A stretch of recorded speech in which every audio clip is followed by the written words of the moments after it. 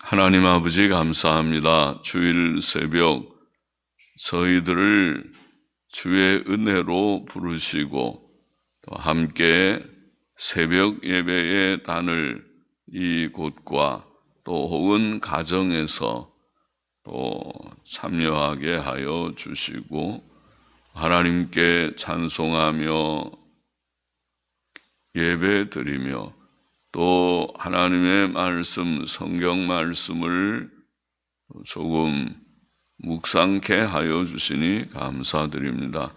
부족하고 무익한 종에게 하나님의 말씀을 몇 마디 바르게 해석하며 증거할 수 있게 하여 주시고 또 하나님의 영, 진리의 영께서 지도하셔서 기록된 책의 말씀의 뜻을 잘 이해하며 또 거기에 담긴 하나님의 진리와 교훈을 깨닫고 마음에 새기게 하여 주시고 주님, 주께서는 우리의 구원과 우리의 온전함, 의로운 인격과 삶을 위하여 주님 이 성경책을 저희들에게 주신 줄 아오니 주께서 항상 말씀하여 주셔서 저희들이 성경을 읽게 하시고 또 조금 해석해 하시고 또 듣게 하시고 마음에 깨닫게 하시고 다 믿고 또 힘써 행하게 하여 주시기를 소원합니다. 아버지여, 하나님의 말씀대로 믿고 하나님의 말씀대로 살면 온전한 자들이 되고 참된 구원이 우리 가운데서 다 이루어지게 됨을 믿사오니 그렇게 되게 하여 주옵소서. 오늘도 주일이 복된 날이 되게 하여 주옵소서. 감사하며 연약한 가운데 있는 심신으로 연약한 여러 지체들을 사랑하시고 강건케 하여 주옵소서. 주님만 앙망하며 의지하며 사랑하며 사모하며 더 주께로 한 걸음씩 가까이 나아가는 모두들이 되게 하여 주옵소서. 감사하며 예수 그리스도의 이름으로 기도하옵나이다. 아멘. 잠언 28장 21절부터 24절 말씀 21절 보십시다. 사람의 낯을 보아주는 것이 좋지 못하고 한 조각 떡을 인하여 범법하는 것도 그러하니라. 사람의 낯을 보아준다는 말은 상대방의 얼굴 때문에 공정하지 않게 판단하여 불의를 용납하고 지지하는 것을 말합니다. 사람은 무슨 일이나 바르고 공정하게 판단해야 합니다. 옳은 것은 옳다고 말하고 판단하고 그렇게 말하고 악한 것은 악하다고 판단하고 그렇게 말해야 합니다. 하나님께서는 너희는 재판할 때에 불의를 행치 말며 가난한 자의 편을 들지 말며 세력 있는 자라고 두어하지 말고 공의로 사람을 재판할지라. 그렇죠? 가난한 자의 편을 드는 것도 공의가 아니고 물론 세력 있는 자를 두어하는 것도 공의가 아닙니다. 모든 것을 공명정대하게 공정하게 판단하고 판결해야 할 것입니다. 레위기 19장 15절에 그런 율법의 말씀을 주셨습니다. 잠언의 여러 구절들은 우리가 공의로운 판단을 하라고 교훈합니다. 잠언 17장 15절에는 악인을 의롭다 하며 의인을 악하다 하는 이 두 자는 다 여호와의 미워하심을 입느니라.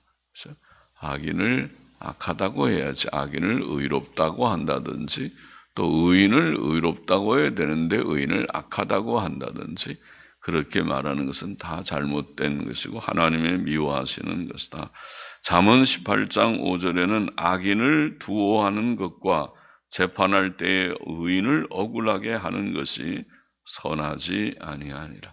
자, 판사들이 그런 것에 유념하고 바르게 판결해야 되고, 우리 모든 사람들도 그런 올바른 선악 판단을 하는 그런 생각을, 그런 분별력이라고 할지 그것을 가져야 하겠습니다.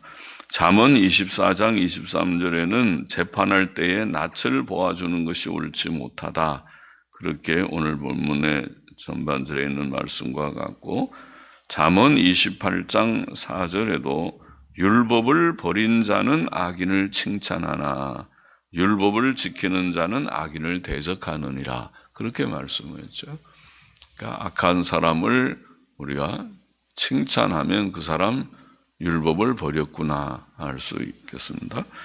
유다왕 아사는 그래도 경건한 왕으로 기록되었는데, 아사는 모친이 우상 숭배를 함으로 징벌하여 태후의 지위를 폐하였다, 그렇게 열왕기상 15장 13절에 기록되어 있습니다. 그러니까 어머니라 하더라도 잘못했을 때에 태후의 위를 폐하였다. 그것은 의로운 일이었습니다. 하나님의 법이 더 높은 법이죠. 하나님의 법을 어기는 것은 악한 일이죠. 한 조각 떡을 인하여 범법하는 것도 그러하다. 오늘 본절 하반절에 그렇게 말합니다. 이 원문은 그러나 사람은 한 조각 떡 때문에 법을 어기는 도다. NIV 성경은 그렇게 번역했는데 그 번역이 좋아 보입니다. 좋다고 봅니다. 그러나 사람은 한 조각 때문에, 한 조각 떡 때문에 법을 어기는 도다. 이 말씀은 사람이 작은 이익 때문에 공정치 않은 판단을 한다는 뜻입니다. 예를 들어 판사가 권력자의 압력이나 이권 제한이나 부자들의 뇌물을 받고 판결을 굽게 하는 것은, 그것은 바로 옳지 않은 판결을 하는 거죠. 권력자의 눈치를 보지 않고 법과 이성과 양심을 따라서 판단하는 법관들이 돼야 되고, 또 이권 제한이 있어서는 안 되고, 판사들에게는 자기가 지금 판결하려고 하는, 또 판결에 관계되는 사람을 접촉해서도 안 되는 것입니다. 그리고 돈 안 받았다 그렇게 말해도 누가 그것을 믿겠습니까? 접촉 자체를 하지 말아야지. 접촉을 여러 번 해놓고 거기에 문제가 없다, 그것은 안 되는 것이죠. 그러니까 이권 제한이나 부자들의 뇌물을 우리가 받아서는 안 된다. 성도는 세상의 이익을 초월해야 하고 모든 세상적 이익들이 올바른 판단을 흐리게 할 수 있으니까 초월하고 항상 공명정대하게 살아야 합니다. 우리의 삶의 그런 기준이라고 할지, 삶의 그 방식은 잠언 16장 8절 말씀대로 하면 되죠. 많은 소득이 불의를 겸한 것보다 적은 소득이 의를 겸한 것이 낫다. 옳습니다. 공명정대하게, 바르게, 공의롭게, 바르게 살아서 거기에서 버는 것이 내가 버는 것입니다. 내가 할 수 있는 만큼, 그래서 각각 자기가 할 수 있는 일을 하는 것이지요. 많이 젊을 때 많이 심은 자는 나중에 좀 거둘 것이 있고, 젊을 때 많이 심지 못한 자는 거둘 것이 많이 없을 것이고, 또 많이 심은 자라 하더라도 시대가 어려워서 거둘 것이 없으면 그러죠. 큰 회사에 중역을 하고 사장을 한 사람도 은퇴 후에는 식당에서 서빙도 하고 그렇게 하는 것이죠. 특별하게 할 일이 없으면 그런 일도 열심히 잘해서 소득이 있으면 그것을 부끄러워할 것은 없습니다. 자기가 할 수 있는 일을, 또 환경이 허락하는 대로 일거리가 없으면 아무 일이라도 해서 소득을 가지는 것이 성도다운 삶입니다.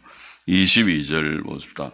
악한 눈이 있는 자는 재물을 얻기에만 급하고 빈궁이 자기에게로 임할 줄은 알지 못하느니라.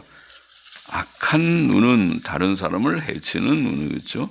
그런 눈이 있는 자는 재물을 얻기에만 급하다. 재물을 얻기에만 급하다. 그는 부자를 부러워하고 수단 방법을 가리지 않고 재물을 얻으려는 욕심을 가진 자입니다. 그러나 선한 사람은 그렇지 않죠. 선한 사람은 다른 사람을 돌아보는 것이죠. 다른 사람에게 해를 끼치지 않을 뿐 아니라 어려운 사람들을 돌아보는 사람이 착한 사람이죠. 잠언 21장 26절에 보면 어떤 자는 종일토록 탐하기만 하나. 이 사람 악한 사람이 많네요. 탐하기만 하나. 의인은 아끼지 아니하고 시제하느니라. 시제는 구제죠. 그러니까 자기만 계속 자기 모으려고 탐욕만 부리는 자는 착한 사람이 못 되고, 의인은 아끼지 않고 시제한다. 어려운 사람을 볼 때에 나눌 줄 아는 그런 자다.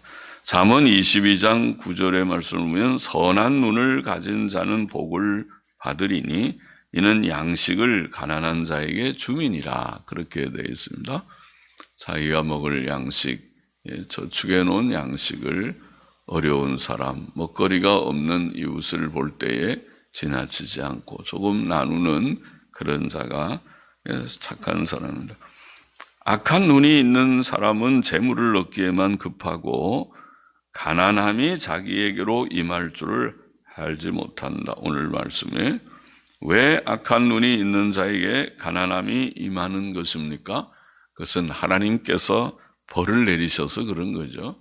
하나님께서 악한 자에게 징벌하실 때에 모든 그 욕심 부려서 모은 재물이 다 날아가는 것이죠. 하나님께서는 세상의 모든 일을 홀로 주관하십니다. 악한 자는 그것을 알지 못하고 대비하지 못하다가 큰 낭패와 고통을 당하는 것입니다. 그래서 우리가 잠언 20장 17절에 속이고 취한 식물은 맛이 좋은 듯 하나, 악하게 취하면은 속여서 취한 식물을 먹으면은 공짜로 먹으니까, 그래서 자기가 노력해서 얻은 것이 아니니까 맛이 좋은 듯 하지만 후에는 그 입에 모래가 가득한다 그랬죠. 자갈이 가득하게, 모래 혹은 자갈이 가득하게 되리라. 그렇게 말씀했죠. 사람이 불의하고 거짓되게 얻은 재물은 그에게 복이 되지 못하고 도리어 화가 됩니다. 선악의 문제는 여기에 눈의 문제, 눈이라는 말은 마음을 말하는 것이죠. 눈은 마음의 거울, 마음의 창이라 그렇게 말하죠. 그래서 눈의 문제, 그것은 마음의 문제요. 다른 말로 말하면 지식의 문제 혹은 가치관의 문제라고 하겠습니다. 그가 무엇을 크게 여기느냐. 우리가 선한 마음과 선한 눈, 즉 바른 지식과 바른 가치관을 가지라는 것이죠. 하나님 앞에서 올바르게 사는 것, 경건과 도덕성이 참 가치라고 여기는 사람이 있고, 그렇지 않고 그런 거는 난 모른다. 그래서 돈이 많은 것이 좋지. 그런 가치관을 갖는 사람이 있어요. 그러니까 악한 사람이 되는 것이죠. 어떻게 하든지 많이 모으려고만, 재물을 얻기에만 급급한 자가 되는 것이죠. 마태복음 6장 19절 이하에 보면 주께서는 이런 문제에 관해서, 우리의 물질 생활이라고 할지에 관해서 몇 가지 요점으로 교훈하셨죠. 첫째, 내 보물을 땅에 쌓아두지 말고 하늘에 쌓아두라. 땅에 저축하는 건 좋지 않다. 하늘에 쌓아두라. 하늘에 쌓는 것은 전도와 구제를 가르쳤다고 봅니다. 둘째, 내 보물이 있는 곳에 내 마음도 있다. 그렇죠? 마음이 있는 곳에 보물도 있고, 보물을 둔 곳에 마음도 있고 그럽니다. 셋째, 눈은 몸의 등불이라. 맞습니다. 넷째, 탐심은 눈을 어둡게 한다. 마음의 눈을 어둡게 만들고, 다섯째, 사람은 하나님과 물질을 겸하여 섬길 수 없다.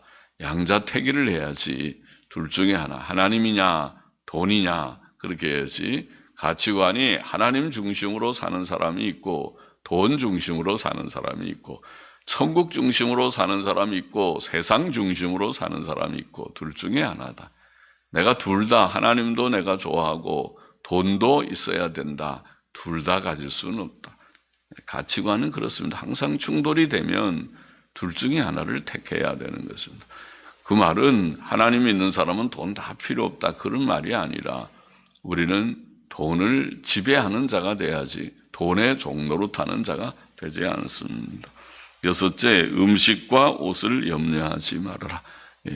주님 말씀에 우리가 무엇을 먹을까, 무엇을 입을까 염려하지 말라. 하나님께서 필요한 것 주실 것이니 먹을 것이 필요하면 먹을 것 주시고 또 입을 것이 필요하면 입을 것 주십니다.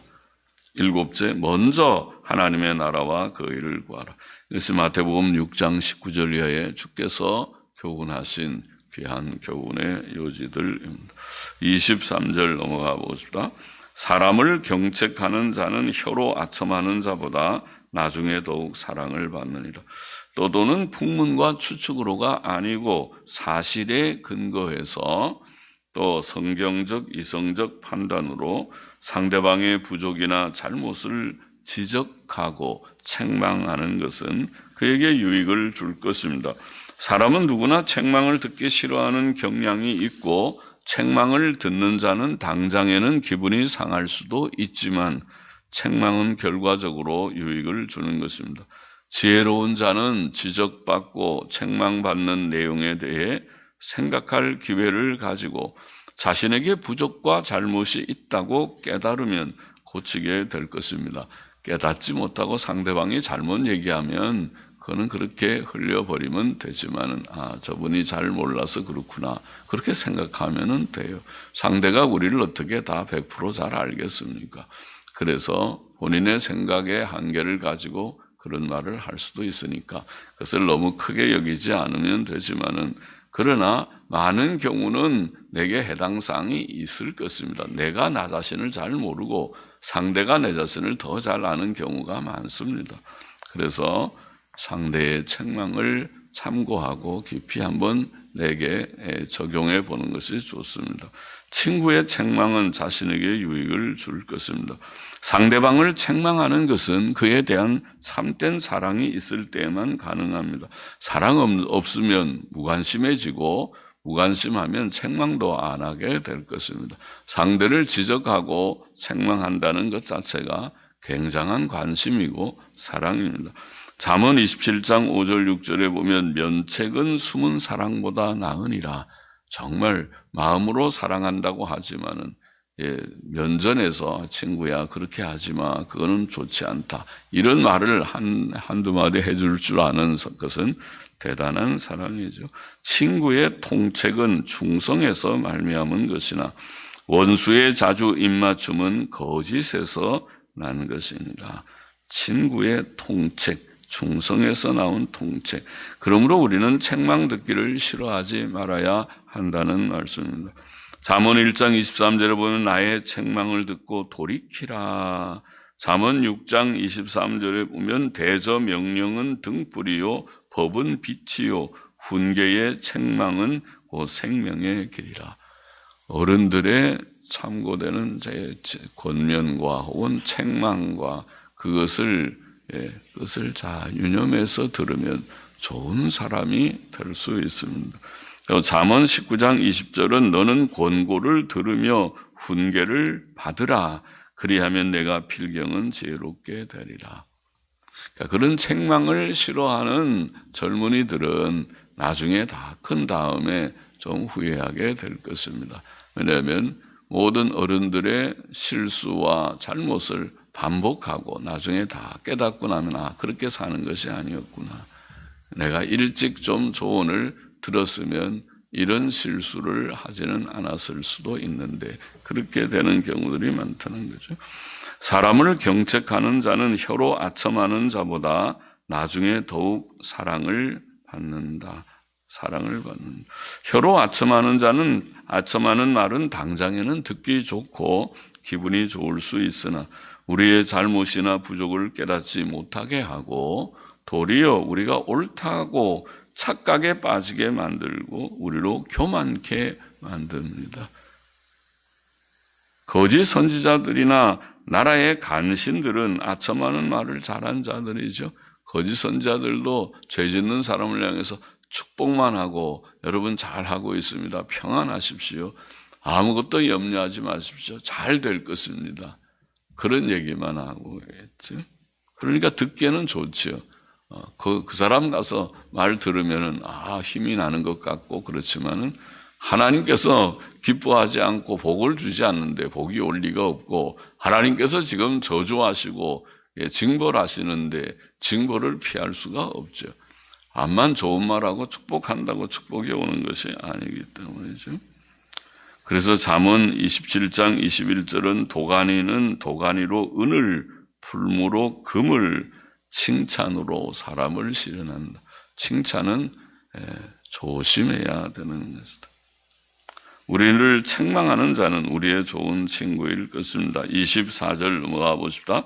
부모의 물건을 도적질하고 죄가 아니라 하는 자는 멸망케 하는 자의 동료니라. 부모의 물건을 도적질을 했군요.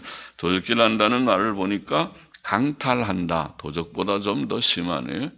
몰래 훔친 것이 아니라 강제로 부모가 아는데도 그거 제가 좀 쓰겠습니다. 필요합니다. 안 돼. 부모가 그래도 제가 좀 쓴다니까요. 그리고 그것을 빼앗아 가는 그런 짓을 하는 참 악한 사람이죠. 그런 사람은 도적질하고 죄가 아니라는 부모 건데 부모 거가 내 거고 다 그런데 그렇게 하는 자는 멸망케 하는 자의 동료라. 파괴하는 자, 멸망시키는 자, 파괴자라. 파괴하는 자예요. 본문은 부모의 물건, 즉 부모의 토지나 집이나 귀중품이나 현금을 강제로 빼앗고 그것이 죄가 아니라고 하는 자를 정죄합니다. 부모의 것이 자기 것이라고 생각하는 것 자체가 잘못입니다. 부모의 소유와 자녀의 소유는 구별됩니다. 별개의 문제입니다. 부모가 자녀에게 준 것이 아닌 모든 것들은 자녀의 것이 아니죠. 부모가 유산으로 이것을 내게 주마. 그러면 그거는 자기 거가 되지만은 부모 것이 왜 자기 것입니까? 자식이 부모의 것을 취하는 것, 그것도 강탈하는 것은 강도짓이지. 본문은 부모의 물건을 강탈하고도 죄가 아니라고 하는 자는 멸망케 하는 자의 동료다. 멸망. 그는 부모에게 악을 행하고 부모를 해치는 자, 부모의 인격과 재산과 행복을 파괴하는 자이며 또 하나님께서 정해주신 도덕 질서를 파괴하는 죄인이요 악인입니다. 하나님께서는 내 부모를 공경하라고 명하셨고 또 너희 각 사람은 부모를 경외하라고 명하셨습니다. 사도 바울은 자녀나 손자들로 자기 집에서 효를 행하여 부모에게 보답하기를 배우게 하라고 가르쳤습니다. 불효는 큰 죄악이며 부모의 물건을 강탈하는 것은 단순한 불효 이상의 매우 큰 죄악이 아닐 수 없습니다. 그런 행동은 하나님의 뜻과 반대됩니다. 하나님의 뜻은 우리가 하나님 경외하고 이웃을 사랑하는 것이죠. 그리고 남에게 선을 베푸고 유익을 끼치는 것입니다. 부모 공경도 그 뜻에 포함됩니다. 부모 공경의 법은 하나님께서 주신 인간관계의 계명 중 첫째 계명입니다. 경건은 윤리의 기초고 가정윤리는 사회윤리의 시작입니다. 가정윤리가 바로 서야 사회윤리가 바로 설 수 있어요. 집에서 부모에게 부모를 공경하십시오.